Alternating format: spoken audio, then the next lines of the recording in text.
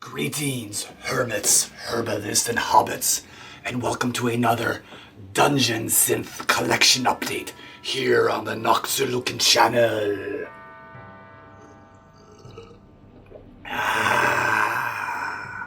Up first, from British Columbia, Canada, is Ringbearer. Ringbearer is the solo project of one Vulturous, who has been going since 2013, and since then has amassed quite a discography of epic dungeon synth music. Now, most of Ringbearer's contemporaries in the modern-day dungeon synth scene bring much more simplistic and, old-school vibes to the plate, whereas with Ringbearer we are treated to grandiose neoclassical orchestration. I'm not as well informed on the modern-day dungeon synth scene as I should be, but for me, when I first heard this record, the first thing it brought to mind was an old project called Blackaga from Poland, which was a side project from the guy from Helveto. And on his old album Carpathian Art of Sin, he delivers very similar neoclassical, epic dungeon synth music. And whether or not that's actually an influence for Ringbearer is hard to say, but the comparisons seem to be very obvious here. So if you've heard this project, it'll give you a pretty good idea as to what Ringbearer sounds like. So as I've probably made clear by now, Ringbearer delivers epic dungeon synth music, and while it's a bit hard to describe, it's something like this. Bring it on, motherfucker, you want a war, you got it. Go ahead, make my day. Ah, dragon, fucking dragon, ah, shit! Yes, on Ghost of the Father, one can expect epic, grandiose melodies, intermingled with bombastic drums, female vocals, piano, and just an overall mood of just epic fantasy unfolding before them. As a whole, Ghost of the Father is quite the massive album, but it's the last song, Live by the Sword, that stands out the most. Live by the Sword starts out in a more calmish and almost kind of a melancholy manner before diving into more epic territory, and it's just an utterly beautiful and rememberable and just massively epic track that I think totally defines this artist and instantly places him in the scene as one of the top, the absolute best out there.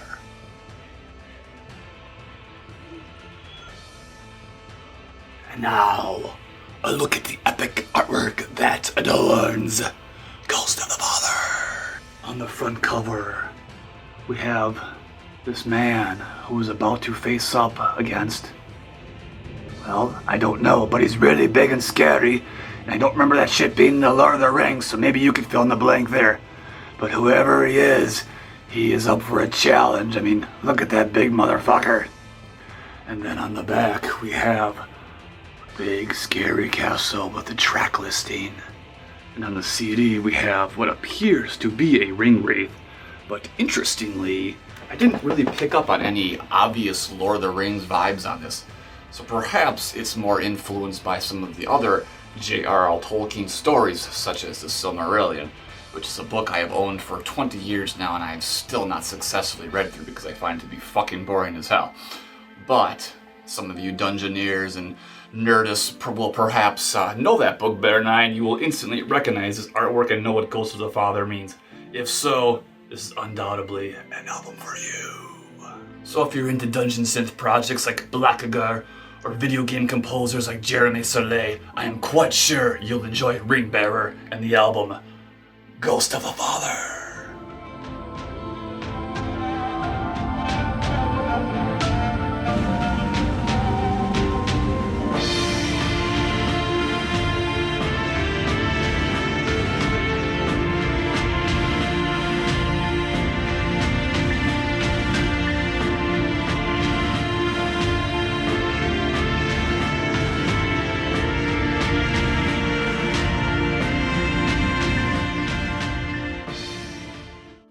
Up next, from France, is a duo known as Elixir. The cursed sorceress centers itself around the Harry Potter lore, and yours truly here is not exactly what one might call a Harry Potter fan.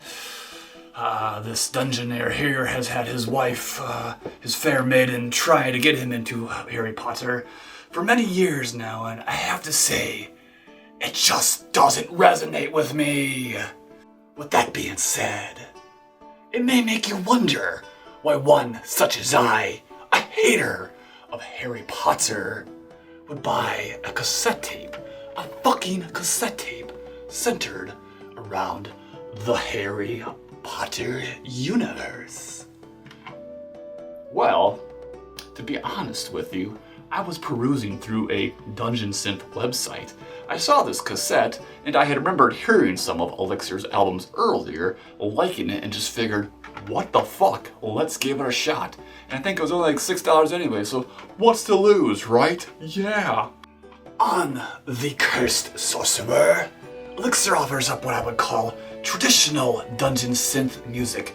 The music, although just created simply with synthesizers, has great melodies, is really memorable, and has sort of a mixture between the medieval vibe and, I guess, just sort of a synthesized version of the music from the Harry Potter movies. Yes, this Dungeoneer here has slept through many Harry Potter movies as his wifey has tried to get him into it. But even as I've dozed off to all of them, the music has somehow resonated with me and stuck with me. And when I listen to The Cursed Sorcerer, I hear that music in a more condensed, simplistic Dungeon Synth manner. If you fancy more traditional and straightforward Dungeon Synth with Harry Potter themes, this is undoubtedly a cassette that you need to pick up soon. So, let's take a look at that album cover artwork, shall we? And on the cover we have the Cursed Sorcerer himself. Is it Voldemort? I don't know. You tell me, I'm not a Harry Potter fan. Fancy looking slime green cassette tape. Yes, slime. And reverse side, we have the track listing. And once again, there is the cover with possibly Voldemort on it. So, while I am not a Harry Potter fan, I enjoy this record. And if you too like well-produced, great Dungeon Synth with nice melodies and again, centered around the Harry Potter universe, you cannot go wrong with The Cursed Sorcerer. Well then, my dear Dungeoneers, we have but one more album to talk about today on the show, and that is Morrowdim's Wandering Songs. Morrowdim was a project of Maria Teresa Rice from El Paso, Texas. Early 2019, she released Wandering Songs on digital format on Bandcamp.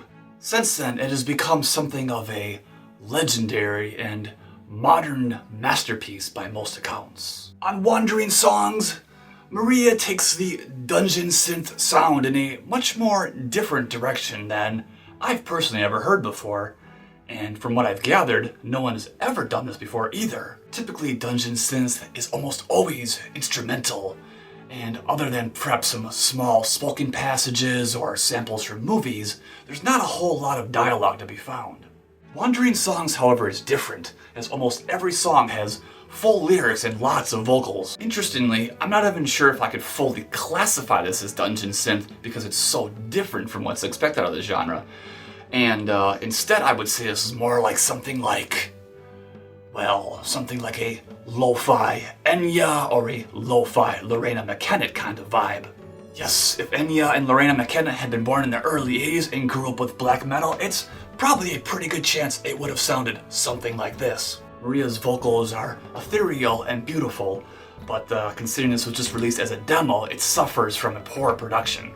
The music itself, too, is a bit underproduced and underground sounding and lacks that more pristine and clear production one might expect out of singer-songwriter music.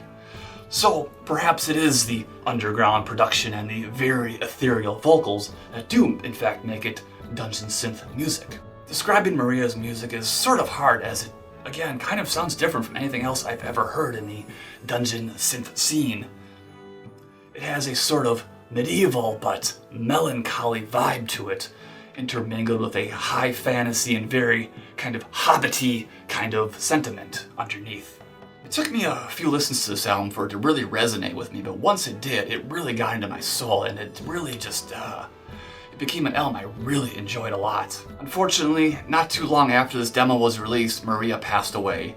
And I could be mistaken, but I think I had read on the Dungeon Synth forum that she had passed by her own hands, and when you think about that, it's just that melancholy you feel in this music just seems a lot more real and genuine, and it's unfortunate that she just couldn't find any light in that darkness. Let's check out the front cover then of this wonderful album called Wandering Songs. Here we see a nice, beautiful blue painting, very ethereal, very otherworldly, just really gorgeous, and I feel like this alone helps paint the picture of what one is going to hear when they listen to Wandering Songs. Then the tape comes on a white cassette tape with the Morrowdim logo and Wandering Songs on it. Booklets is a rather massive booklet which has all of the lyrics, as I mentioned, I think almost every song or all the songs have lyrics to them. Very cool. As you can see here, here's a picture of Maria.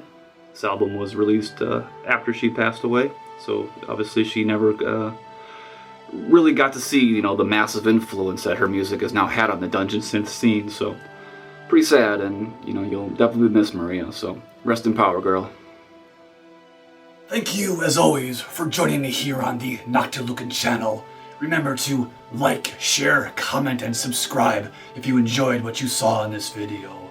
And remember, I'll be back soon with more Dungeon Synth, Dark Ambient, and Black Metal reviews here on the Noctilucan channel.